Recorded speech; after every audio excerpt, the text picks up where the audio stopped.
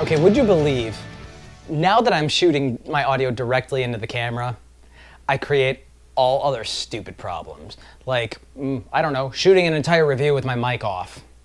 Fucking shit. It's because I don't have a headphone jack on this camera, which means I don't check my audio levels. I just kind of take it on faith that they're going okay. And when I went to go turn off my mic at the end of the review, oh, it was already off. Huh, go figure.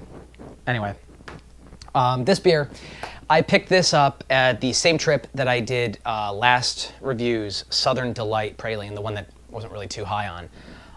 And I've actually had a couple cans of that Southern Delight since. Still, I thought it might grow on me, but it didn't really. It's not a drain pour for me, but it's not one I'd buy again. But it's one of those where I think, I hate that I spent my $10 on that when I could have spent it on something else. It just did not do it for me, unfortunately. This one I'm hoping has a bit of a better feel for it, and well, I already know how it feels because this is my second time shooting this, and you'll see, like, hey, look, it's only a half full glass. Fuck. From 5 Rabbit Cerveceria, Bedford Park, Illinois. This is 5 Vulture, and let me mispronounce some stuff here. Oaxacan Style Dark Ale, Oaxacan. Ale brewed with ancho and mulatto chilies, 6.4% ABV, unfiltered. And I figure if Josh and Chuck from Stuff You Should Know can mispronounce psychopathy throughout the entire episode of one of theirs, I'm entitled for a few mispronunciations. I know more than a few. The podcast was littered with them, I know that.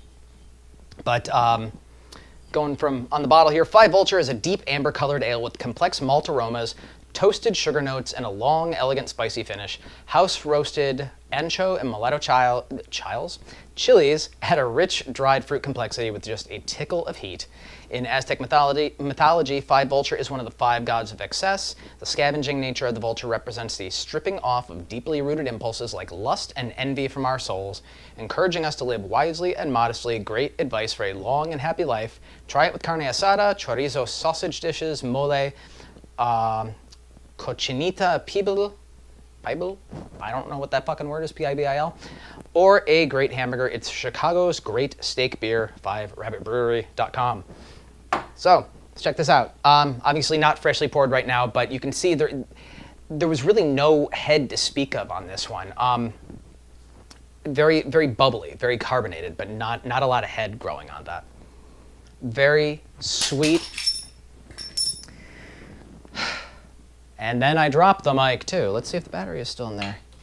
You know what, maybe it's just not in the cards for me to be doing this today. Maybe that's what it is. Okay, belt pack is fine. God damn it. You see, I don't edit a fucking thing in this. Not a fucking thing. Okay. Nice sweet aroma, malty aroma, and I am getting kind of that dried fruit off of there too. I'm not getting any chili on the nose, but typically in the chili beers, you don't really anyway. A little bit of spice up front, mixes into that sweetness, that malty sweetness, that dried fruit sweetness. And then right at the end, you get that kind of peppermill to the back of the throat feel. It doesn't last very long. I personally like my chili beers to be a little bit heavier on the spice and on the heat, but for someone that maybe likes to temper it down a bit, the malty sweetness and the spice, they balance each other out perfectly. So it's actually a really, really nice balance on there that doesn't need to have that heat there if you don't want it there.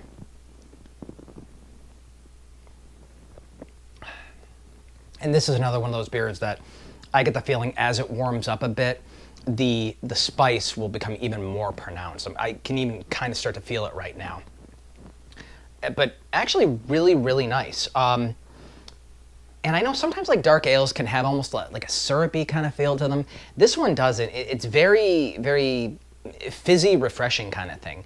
It doesn't, I mean, it almost has that kind of soda feel to it, which is kind of nice.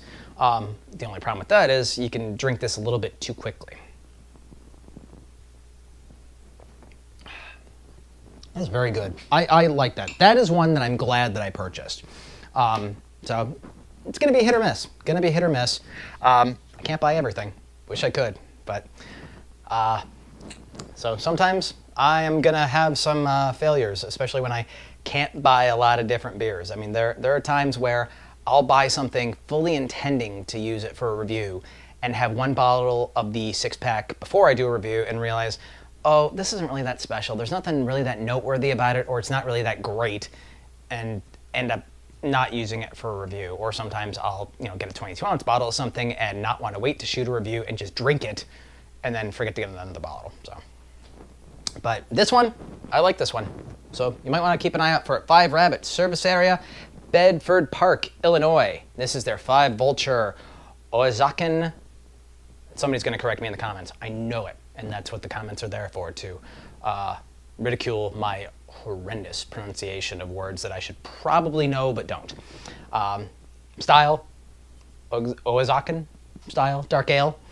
Ale brewed with ancho and mulatto chilies, 6.4% ABV. So, pretty good one. So with that, I'll see you for the next review.